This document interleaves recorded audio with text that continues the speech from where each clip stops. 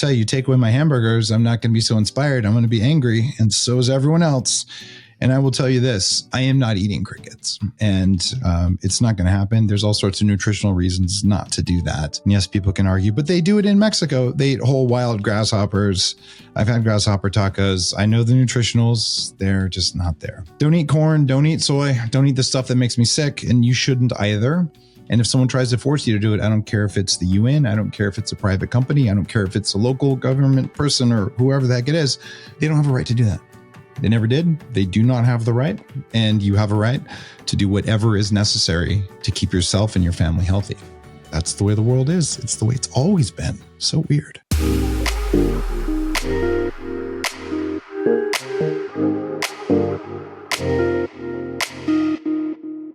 Hey, I'm Dr. Josh Axe, and welcome to this week's episode. Today, we've got a special guest, Dave Asprey. He's an entrepreneur, New York Times bestselling author. In fact, he was on the New York Times bestselling list 4 times. And he's oftentimes known as the father of biohacking and the CEO of Upgrade Labs. Also, he's the host of his podcast, The Human Upgrade. And as I mentioned, he has been a person who has really been the pioneer when it comes to biohacking. I remember reading many of Dave's articles years ago and even trying out his Bulletproof Coffee many years ago. So excited to dive in today and talk about all things biohacking, infrared light, hyperbaric chambers, and all the cool things he's up to. Dave, welcome to the show. Hey, Josh. Nice to chat with you again. All right, man. Well, hey, I want to dive right in and talk to you a little bit about anti-aging and really how you got into this field. Again, I know the first time I ever saw, I'd heard of you, which again, was a long time ago, probably 15 years ago, was when I was reading an article on biohacking and then started stumbling across some of the things you wrote on longevity, how to live longer. I know one of the things you've done is you've tested a lot of things on yourself. And so first thing, a question would be, what sort of turned you on to studying longevity medicine? When I was in my 20s, I hit 300 pounds. I'm about 197 pounds and 7% body fat right now and never hungry. So kind of made a reversal there, but I wasn't just fat when I was in my 20s. I had chronic fatigue syndrome, severe brain fog. My career was taking off and my brain was not moving along with it. Arthritis since I was 14, high risk of stroke and heart attack on my lab tests when I was 28. And pre-diabetes, fasting blood sugar of 117. Pretty much I was a shit show, Josh.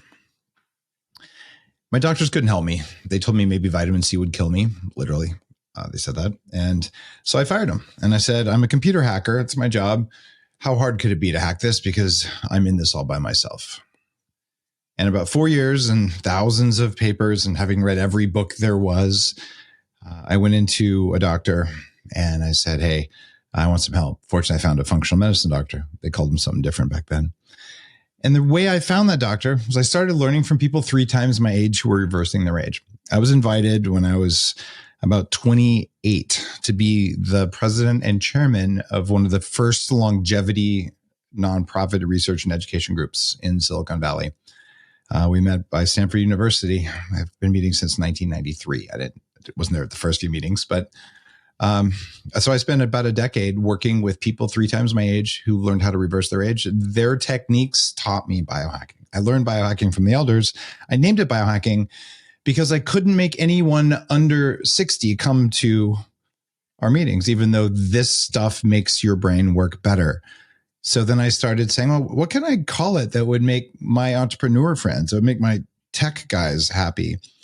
And that's what got me going. It was enlightened self-interest. And I started the blog not because I was going to start Bulletproof. I started my blog without a list, without a business plan, just because if 5 people didn't go through the hell that I went through, having spent at this point more than $2 million to upgrade myself, but at the time I spent about $300,000 or $400,000 to heal myself. If I hadn't had that money, I'd have been disabled or dead by now. And so I just didn't want anyone else to suffer the way I had. It sucks to feel like you're in a car and you're trying to accelerate and the pedal's all the way to the floor and the car's slowing down and slowing down. You're pushing harder, but there's nowhere else to go. I lived my life like that, even though I was an entrepreneur, made $6 million when I was 26. And I was terrified the whole time. I bought disability insurance. I couldn't remember half the stuff I was doing. I faked it. So that's how biohacking started, because I had to do it myself. And at this point, I've lectured to thousands of doctors. I built one of the preeminent health and wellness and beyond brands called Bulletproof. And I don't know how many millions of people follow me, but a bunch of New York Times bestsellers and 400 million episodes of the Human Upgrade, my podcast later, won a Webby. So I'm feeling pretty good. Just that it's made a difference, and I'm not stopping. That's the story. There's a trip to Tibet, meditating in monasteries, neurofeedback, and some other stuff in the story, but you get the gist. Yep. Well, thanks for sharing that, Dave. I love hearing the sort of the genesis of how this all began. And I know one of the things that you're really working on now is creating your own clinics, these upgrade labs. And I know I actually went on here a couple of weeks ago, and when I saw I was going to have you on, and went on and started doing some research there, and you're doing some pretty amazing things. So I'd love to dive into some of these hacks, some of these things that you have in the clinic. And one of the things I saw on there, which I'd love to hear about, is this full body compression. Talk to me about what that is and what that does. What Upgrade Labs is doing is we're saying, look, there are about 1,000 different biohacking technologies that you could use. And I've tried the vast majority, and many of them are hundreds of thousands of dollars. So I've had all of them at my barn at the regenerative farm that I built on Vancouver Island. And I've tried everything. So 8 years ago, I opened the first biohacking center underneath Arnold Schwarzenegger's office in Santa Monica, California. And we've had an enormous number of people come through saying, I don't necessarily want to exercise, but I'd like to put on muscle, or I'd like to get leaner, or I want my energy back, or I want to be smarter, or I want to handle stress better. You don't go to the gym for that, right? Well, we're not the gym. What we've done is we've used artificial intelligence and biohacking and longevity in order to let you choose the state you want. We measure where are you now with clinical grade tools. We use AI to help determine the best goal for you, and then the best path to get there using our tech. And this whole body compression is one of the things that our algorithms could recommend for you based on your data and your goals. And funny enough, sometimes people will lose a dress size or two when they come into an Upgrade Labs to use it. And there may be an Upgrade Labs in your neighborhood already. There's 27 of them opening right now. You can go to ownanupgradelabs.com to open your own. Or if you're in Idaho or Utah or California, or soon Austin in January, there'll be one opening in Austin. So they're popping up everywhere. But you can go in and do this, or you can get Smarter Not Harder, the new book, and learn how to do some of this at home. But what this does is it uses a clinical grade, lab tested technique to gently squeeze the entire body to drain your lymphatic system. There's a lot of places that have low cost, non-tested, basically they're the equivalent of blood pressure cuffs or water wings that they'll put on your legs and tell you that you're doing compression therapy. It just doesn't work. So we only use medical grade tech for stuff like that that's validated. And so people come out going, what just happened? Whereas someone else, I don't know, I was squeezed for a little while. So it turns out there's a lot of precision when you're using AI and biohacking. It's not about, slopping yourself in a cold plunge that 500 other people have used, and then sitting in a sauna and then squeezing yourself and saying you did biohacking. The problem with the industry that I created, people call me the follower of biohacking. I still run the largest and first biohacking conference ever. It's called biohackingconference.com. The problem with it is, if you don't know what you're doing and you just jump in there and go, well, I saw something somewhere, maybe in Santa Monica, let me just copy it, but use some cheap stuff, it doesn't work. So I've gone through this 8-year process of figuring out not just what's the right technology, what's the right technology manufacturer to get results, and how do I do the right things in the right order for the right person. And it turns out it's a really hard problem to solve. It took me 8 years before I wanted to franchise. And now I have a really powerful business, and I'm kind of laughing at the people who just threw random equipment at a random problem. It doesn't work very well when you do it that way. And we're seeing those people come over to Upgrade Labs saying, oh, you have a data-based approach where what works and you can prove that it works. I'm like, yeah, because biohacking is a science and an art, but it's not the art of assembling cheap crap from Chinese vendors to see if you can get a membership. That doesn't last very long.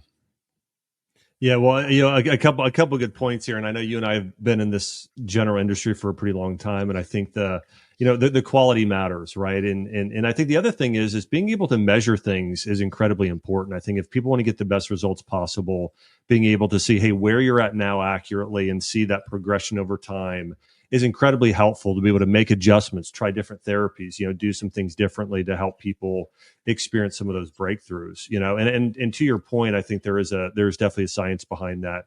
Compression therapy, that's something that I know my wife and I have done some, and obviously I think there's there can be a pretty substantial leap in some of the different brands and technologies people are using. And I mean, we tend to see this always. You tend to have somebody come in and pioneer an industry and oftentimes being a leader in an area. And a lot of times people copying it, but not understanding the why behind it and not fully understanding necessarily. I think there's also something to be said. And this is something when I first came across your work, Dave, I appreciated is that you're testing on yourself, right? I think that experience too, there's a lot of benefits there.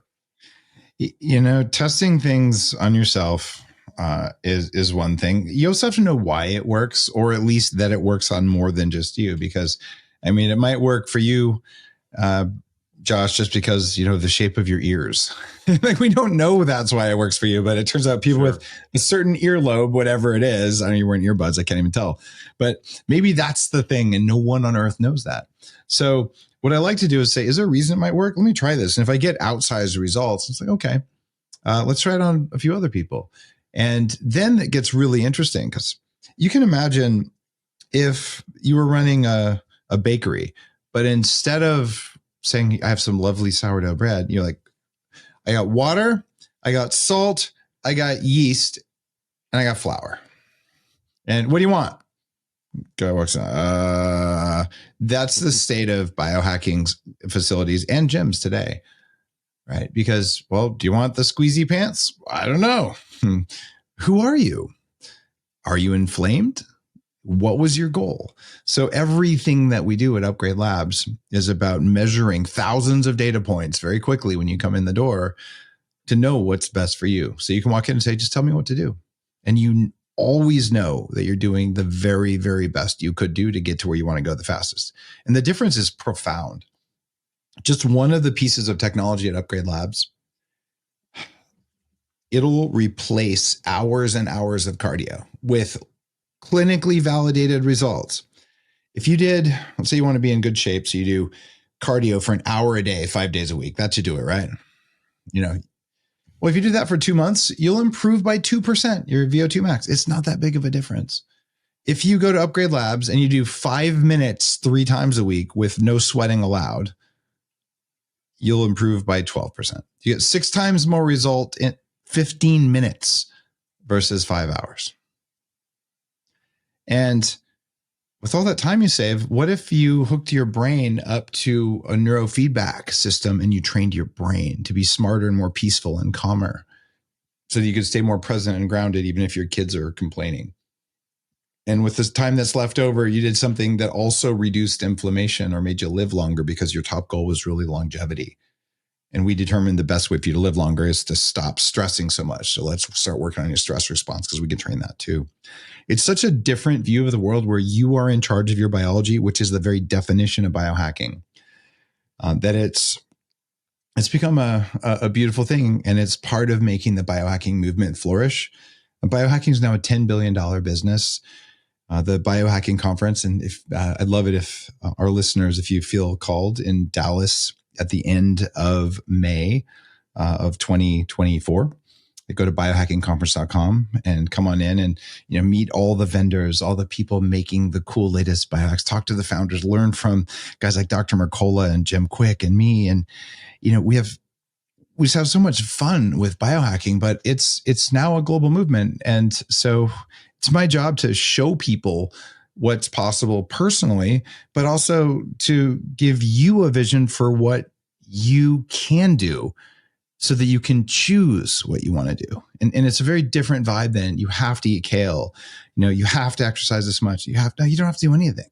I just want you to do what you want to do. And I want you to do it in the least possible work, because I think you have a family to spend time with. I think you have a mission or a goal, or maybe you wanted to meditate, whatever. It's your life. I just don't want you to waste it. So if I can help a little bit, that's what I do. Yeah, it's great, Dave. I think one of the things, and you and I hadn't talked for quite a long time. I had this past year. This would be a long story. I'm going to try and keep it to 30 seconds because I want you to do most of the talking. But I ended up having a spinal infection, didn't walk for a year. And during that time, I had to find ways to heal. And one of the things I did is turn to a lot of the therapies that I know that you're promoting now. I started doing a red light bed, a full-on bed. I started doing, hyperbaric chamber, regular, doing a hard chamber. Actually, I think soft. You became a biohacker. Yeah. Congratulations, Josh. Exactly. Yeah. So started doing a lot of that stuff and really saw some really amazing results. And to your point, I think everybody wants to do this. It's like, okay, if I just have 30 minutes a week, wouldn't I want to get 6 times or 10 times the results in this precious time I have? So I think that's a message that everybody really can get excited to embrace. And I'd love for you to walk through what you consider to be some of the other game-changing therapies that you've really seen great results with yourself and with others that you've been using over the past few years. One of the things that's been most important for me has been really going deep on the very foundations. Now, mitochondria have been at the core of biohacking forever. I wrote my big book on the brain, which is called Headstrong. And it's about mitochondria and how these things are environmental sensors and manufacturing plants and power plants and all this stuff. But I want to formulate, sexy nootropics that make your brain work better and all sorts of herbal cool things. But the reality is that the most boring supplements are some of the ones that make the biggest difference. So I've focused on minerals, on broad spectrum minerals and trace minerals. And one of the reasons I'm as lean as I am now is I got my mineral balance right.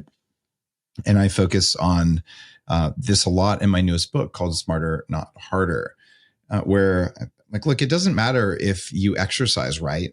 If you're lacking minerals, lacking animal protein, you will not get the results because your body can't change. Since most food is depleted of minerals, and since all these plant-based whatever foods oftentimes deplete minerals, this is an epidemic of people that causes systemic lack of resilience. So I usually recommend that people go to vitamindake.com. And I tell you about, here's the 4 fat soluble vitamins, and here's all the minerals, because it's the fat soluble vitamins that tell the minerals where to go. If you just get those, you can load up on bone broth protein. You can load up on, whatever your typical diet is. But if you're lacking those and you're spending money on other things that are more esoteric, it's the foundation that matters. So for me, going back to the basics has made a huge difference. And it turns out I was not paying attention to the minerals that just aren't sexy, like manganese. How many people talk about manganese or even copper, right? Like that. So when you get that right and you look at that, the other thing I've done is I've incorporated that in my daily practice through Danger Coffee. Danger Coffee is my new coffee brand. I'm no longer with Bulletproof. And it's called Danger because who knows what you might do? You might ask that girl out. You might get a raise. You might lose 100 pounds. I don't know. It might be dangerous, but it also might be powerful.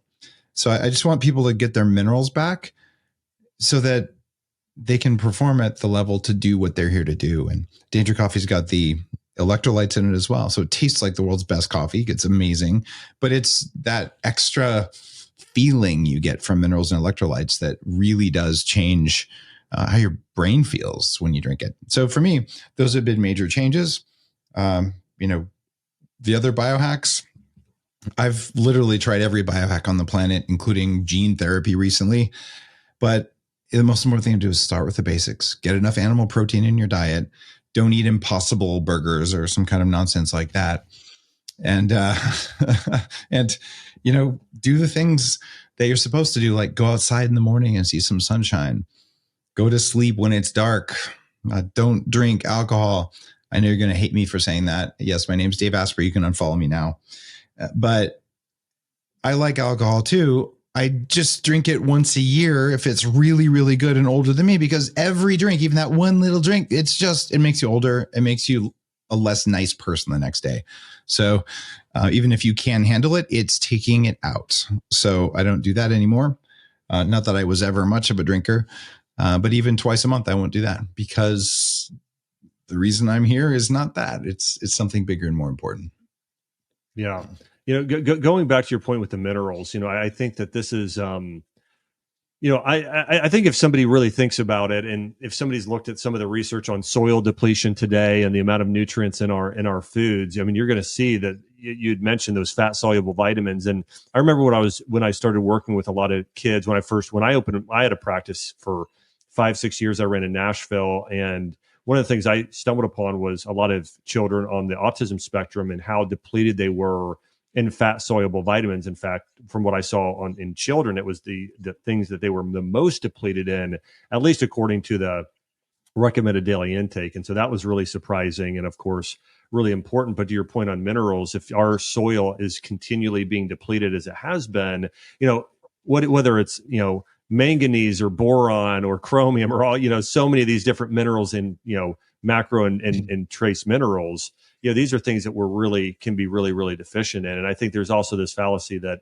hey, hydration is drinking water versus no, it's not just water, it's water plus electrolytes. And so obviously we can get some of that from fruits and vegetables, but our soil is depleted. That's a reality. Yeah. You're not getting electrolytes from fruits and vegetables. The people who say that are full of crap. You might get sugar in fruit juice, and sugar will cause the body to absorb water more quickly. That's why you can spend a lot of money on a packet of sugar that says it's electrolyte, because liquid IV is mostly a packet of sugar. You could also drink Coca-Cola, which is more hydrating than water. It's just a bad idea to drink it for obvious reasons. So what do you want to do? Well, you should drink electrolytes in your water. I do not drink water without electrolytes. I just don't do it. It's dumb. It actually harms your health. If my water is not as salty or as electrolyte dense as my cells, then why would I drink it? Because it's going to remove minerals from my cells and I'm just going to pee it out. And the change in my health from doing that is very, very noticeable. And even Danger Coffee has electrolytes built in. So your job is to get minerals in every time you can. And when you do that, the differences are insane. About a year ago, I had to have an old yoga injury repaired. And this involved cutting through the main bone in my foot. Relatively strong surgery. And I was awake for it because I'm a biohacker and I couldn't feel it. So you hear the bone saw start. It's like, bzzz. and the doctor, that was on film. I did a documentary. It's free. It's daveasprey.com/heal. And it's basically how do you heal faster after surgery? Well, the doctor had a hard time cutting through the bone in my foot because my bones are so dense. And afterwards, he's like, Dave, the saw slowed down on your bones. He said, I did a surgery on a professional athlete half your age, and their bones cut like butter. It's like, what are you doing? Are you even human? What I'm doing is I'm getting the kind of minerals that our ancestors got. And it makes you dense. It makes you strong. It makes you resilient. And I'm telling the minerals where to go. And that's why that vitamindake.com, all that information there about here's what vitamin A does versus vitamin D, and why taking vitamin D without K2 is a substantial issue. Why kale is a terrible source of vitamin K because it doesn't protect your bones. It only works for your blood. And all these different things. I don't want it to be hard for people. I want it to be cheap and easy. So what I do on that site is I do my best to make it very, very affordable. So it's like $20 a month to get all your fat solubles. And it's, slightly more than that to get a mass dose of broad spectrum minerals. And with the trace minerals, it's just in your coffee. So let's build that into our daily practice. And then look, you can practice whatever diet you want. You want to go eat a whole bunch of, garbanzo beans and think it makes you a better person. That's awesome. Like you eat more garbanzo beans, but at least you have some minerals first. I might suggest you eat some ground beef, but hey, you be you. I just want you, and really especially our women who are fertile and looking to have kids, and our kids, to have enough minerals and enough fat soluble vitamins. This whole push towards meatless Mondays in schools, it is profoundly harmful for our kids. Yeah. I say this as the author of a major fertility book called The Better Baby Book. And I'm not worried about a population rise. I'm worried about us unable to have kids.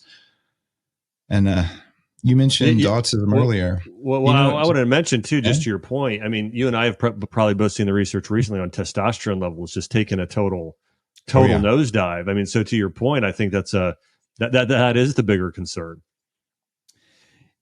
I don't know if if we ever talked about this. It's been a while since we chatted. You know, I was on the spectrum. I had Asperger's syndrome pretty severely. No, wow, Yeah, I reversed it. It's true. wow. I've spoken at the Autism One conference, and I've spent a lot of time and money and energy doing that. I had to reprogram. First, I had to fix my mitochondria, fix my nervous system, change how my eyes work, how I hear things, how I move, and it's been a lot of work. It's kind of like rebuilding your operating system from the ground up.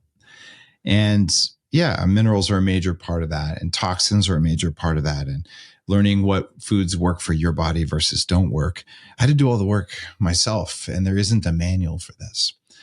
But there are these spots of light where there's an expert on this and an expert on that. And I've curated 1,200 interviews on the Human Upgrade, which is my big podcast. And it's been an honor to get to do it for myself and then to share it with people. And the thing that I worry about the most is I have friends in their 30s and they can't get pregnant.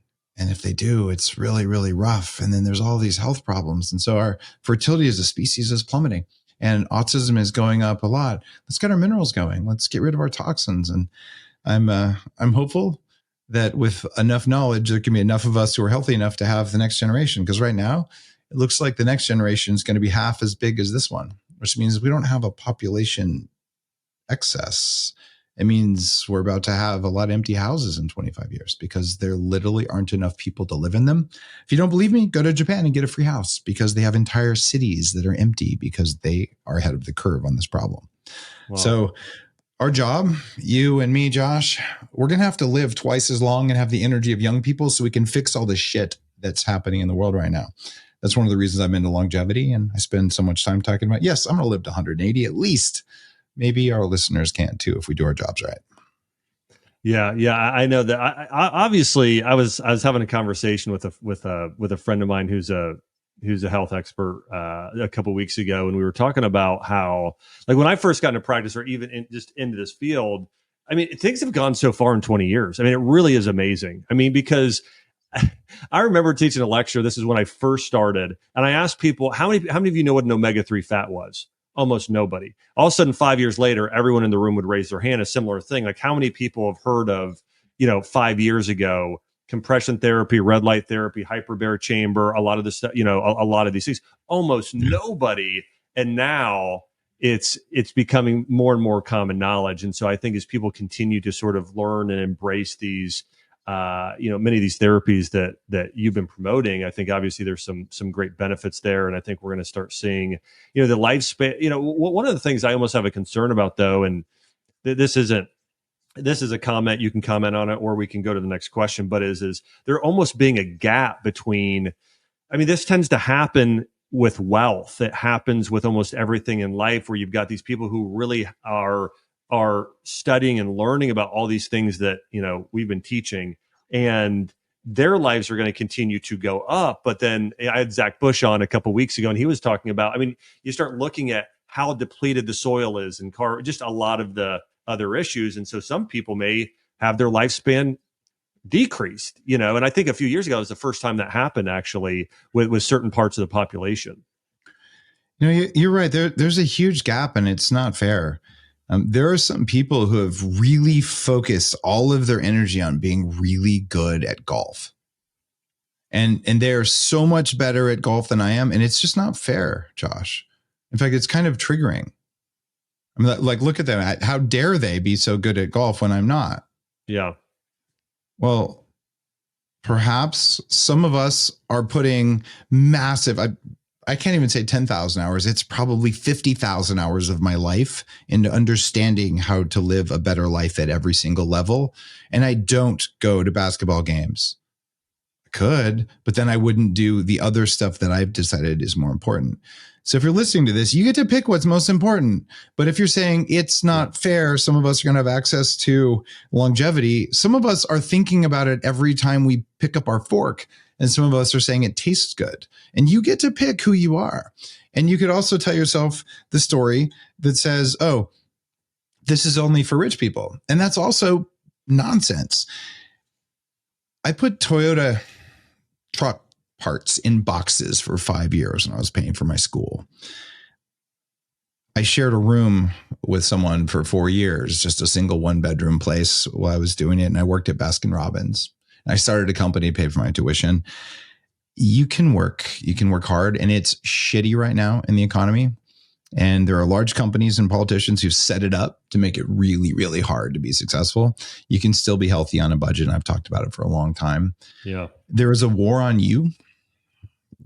Things that are staple foods that make you healthy and strong. These are ground beef and eggs and butter.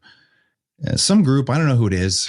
I have my guesses, as we all do. Someone's been traveling around the US, and you can see that they're traveling around because over time, it's very easy if you graph it out. And they are blowing up and burning meat processing plants, and especially egg plants and some dairies. They're cutting animal protein out of the American diet. Why are they doing it? I have no idea. You could say that it's, some billionaire who bought up all of our farmland to make you eat crickets. You could say it's a foreign nation who wants us to eat more soy so we can, further destroy our hormone profiles. I don't know. I don't even have to know. All I know is it's not cool, but it's still affordable to eat those foods. You just have to be really careful about it. And you know what you got to do? This is going to sound really, really crappy. It's a 4-letter word. You ready for it? Can you guess what it is, Josh?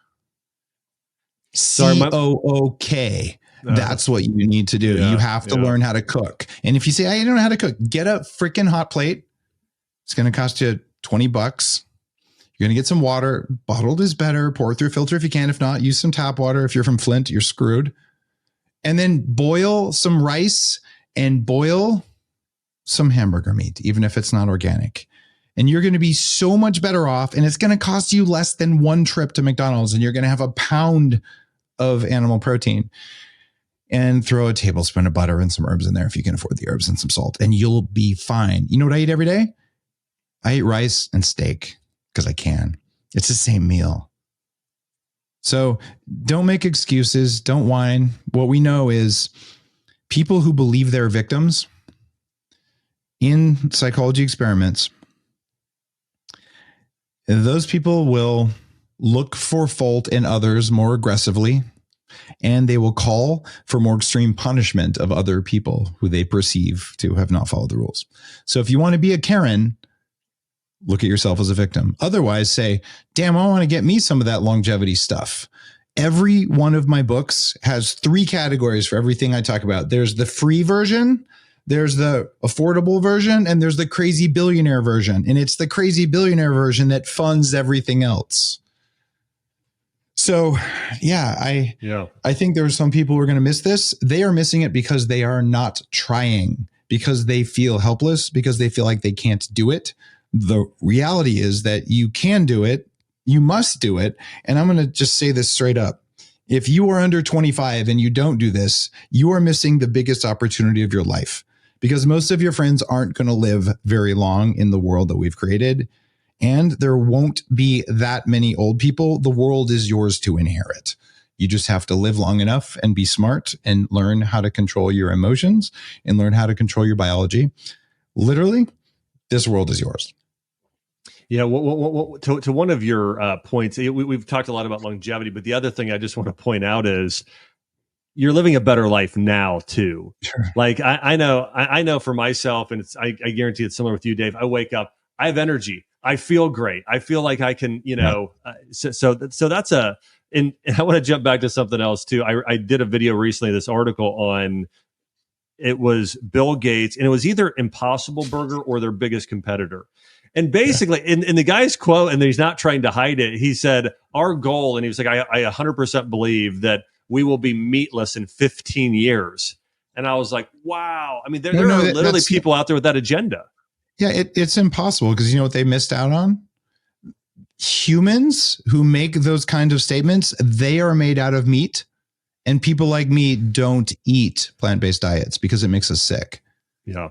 So if you're a politician who thinks you're going to force people, like literally, I will die if you put me back on a plant-based diet. I was a vegan. I was a devout raw vegan. I ruined my health. I shattered teeth. I have autoimmunity. You give me the wrong foods, I go back to being a fat autistic person, and I don't like it. And I'm going to be really hungry, and you're going to look like a drumstick. You're a chubby drumstick if you're one of these politicians. And I'm sorry, someone's going to eat you. Probably not me, because I have meditated and stuff like that. But there simply will not be this unless the US is a prison colony, in which case I'll be living in the rest of the world that still eats meat. Italy banned fake meat. So the US needs to ban fake politicians and our problems are solved.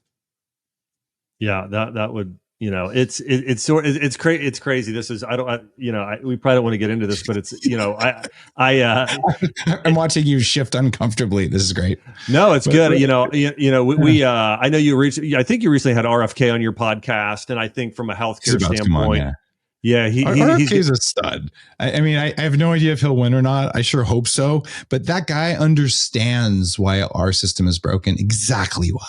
And I have so much respect for his ability to think and see. Wow. So we could fix our policy as whether or not, I'm very much, I care about maintaining health freedom. That's my thing. Everything else, I don't really follow politics that much. But I will tell you, if you look at how disruptive Trump was to certain agendas, RFK will be equally disruptive to the people trying to wreck our health.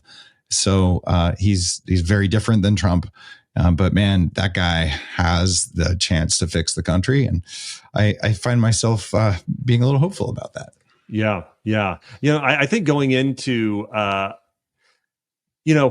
during COVID, I think that there was this thing that happened too, where some people just woke up. I think there were some people not, and I think some people, just sort of continue to go along with the narrative. But I think there was a few people, that started to sort of wake up and I think realize a little bit more about sort of, what's going on in government and the systems and those sort of things, and some of the downsides of that. So, anyways, I'm looking forward to that interview. It'll be great fun. I'll ask him questions he hasn't answered before, but what you're going to see is there's actually a story. I just spent some time with him live, and someone asked RFK, you're going to be going up against like some of the biggest and wealthiest people out there, and some of these are not very nice. And I've never seen this from a politician. I mean, he stood there and he said, I've been a heroin addict. He said, and I beat that many, many years ago. It was in my early 20s, and living my life, having been an addict, having committed myself to a cause. He said, I'm going to tell you a story. There's a criminal, like a warlord and a monk. He said, the warlord stands in front of the monk who's blocking the way. And he says, don't you know, I can run my sword through your guts without batting an eye? And the monk looks at him and said, don't you know, you can run your sword through my guts without me batting an eye? And I have never seen that much courage in a politician or most humans ever. And I was blown away. He is absolutely fearless because he believes in what he's doing. And there are people like that out there who are looking to do good in the world, and they're not all politicians. They're out there sometimes writing blogs, writing books, sometimes just sharing information at a community meeting. But there's a lot of good people there. And the fact that you don't see them on social media, that's because social media is broken, not because there aren't good people. So if you're feeling alone and you're listening to this, there are millions of people like you. And the system's carefully designed to make sure that you and people like that tend to be invisible. It doesn't have to be that way, and it's not that way. So I'm feeling inspired. And I tell you, take away my hamburgers, I'm not going to be so inspired. I'm going to be angry, and so is everyone else. And I will tell you this, I am not eating crickets, and it's not going to happen. There's all sorts of nutritional reasons not to do that. And yes, people can argue, but they do it in Mexico. They eat whole wild grasshoppers. I've had grasshopper tacos. I know the nutritionals, they're just not there. So don't eat corn, don't eat soy, don't eat the stuff that makes me sick, and you shouldn't either. And if someone tries to force you to do it, I don't care if it's the UN, I don't care if it's a private company, I don't care if it's a local government person or whoever the heck it is. They don't have a right to do that. They never did. They do not have the right. And you have a right to do whatever is necessary to keep yourself and your family healthy. That's the way the world is. It's the way it's always been. So weird. Yeah. Walk me through, one of the thing that I've probably in health studied the most the past 5 to 10 years is probably Chinese medicine. And so, one of the things I so appreciate about their approach even early on was the diagnosing tools that like an acupuncturist would have, and reading your pulse and looking at your tongue. I just, and when I looked at their diet, it was incredibly personalized. And I think that's one of the things that I think that I really embraced is that, listen, they're different. Some different foods work for different people. I think there's some general principles are true for a lot of people. I think everybody has a different diet that's right for them. I think, again, there's certain overlaying principles. My question for you is you might have people now from the paleo community or from another community say, well, hey, why are you eating rice? And you mentioned steak. I'm curious about your dietary philosophy at this point.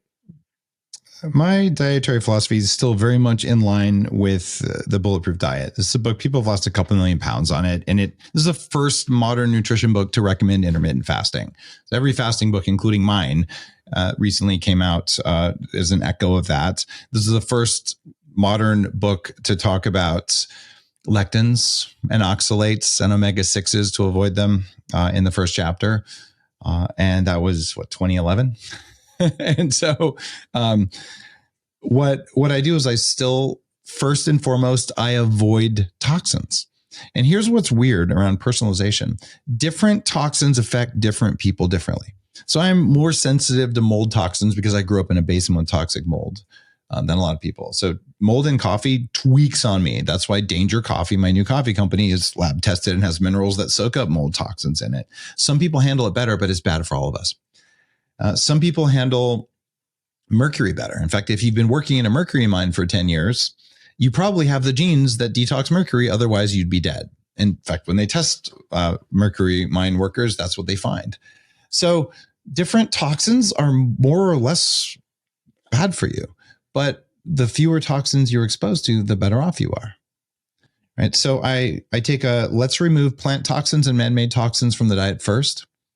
Let's have animal protein, which is the most available, first. Let's have oils that are compatible with our biology first, which means primarily saturated fats, based on the normal, healthy grass-fed beef, or for humans, a naturally grass-fed human, a human eats grass-fed beef and things like that. What does our saturated fat ratio look like? I eat a little bit of olive oil and mostly animal fats and butter and ghee. Eat some dairy that I'm not allergic to. I'm allergic to cow's dairy, but I handle sheep pretty well. Doesn't mean you shouldn't eat cow's dairy, but if it's the industrial powdered milk crap that's out there, don't do that. It's bad for you. I make sure that I include ruminant meat, which is basically either something like venison, but primarily beef or lamb. And I do that at least once a day. Sometimes I intermittent fast, sometimes I don't. Even in the Bulletproof Diet, there's no reason to be zero carb. There is a great reason to not eat most carbs, because most plants really do cause problems that you don't know they're causing. For instance, I did write about oxalates in the Bulletproof Diet, but I wasn't aggressive enough on things like raspberries.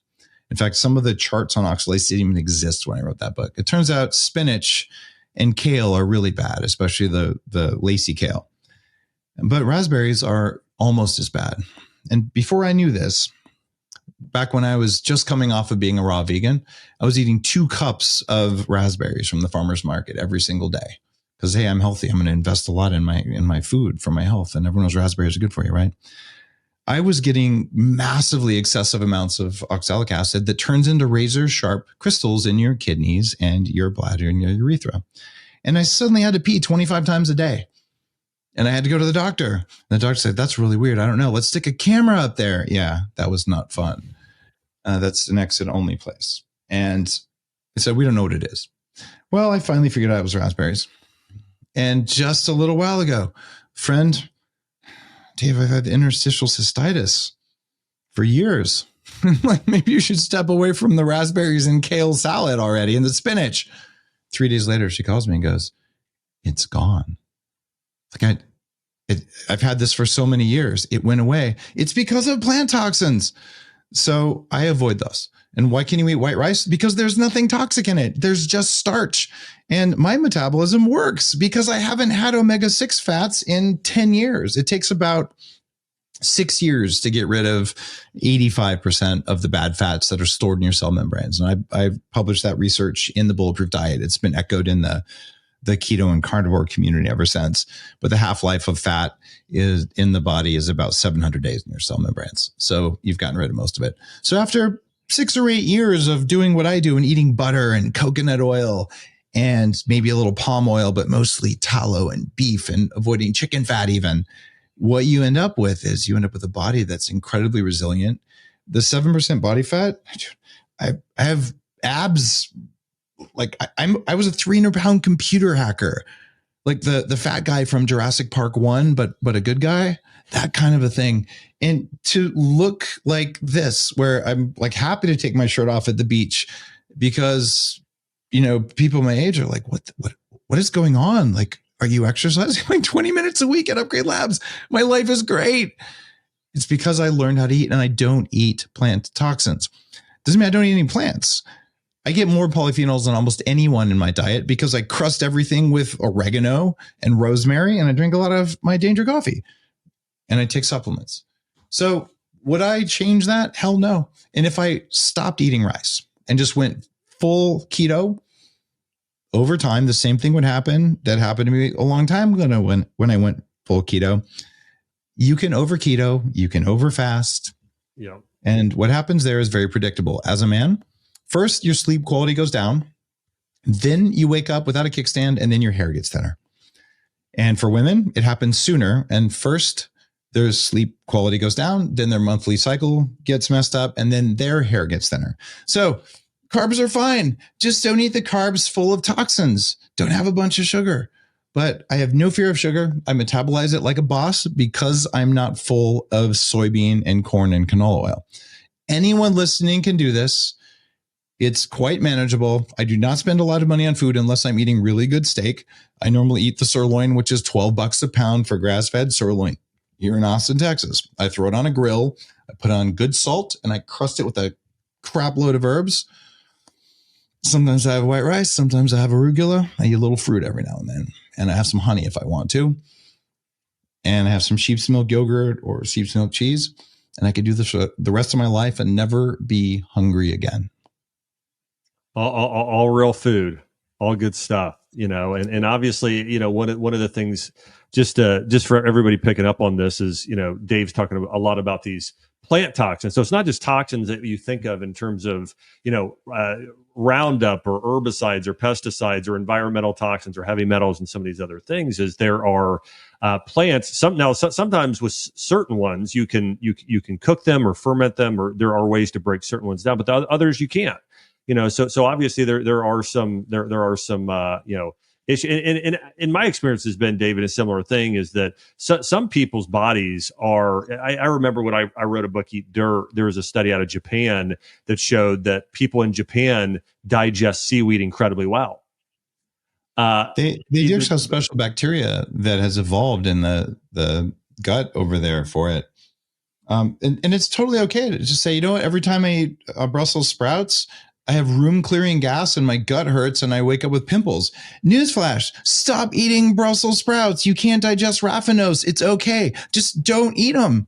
Yeah. Right. And even worse, you say, well, I know I can't eat them, but I went to the restaurant and they charged me $16 for deep fried canola oil Brussels sprouts. But because they're a veggie and some idiot told me vegetables were necessary and healthy for me, I ate the deep fried veggies.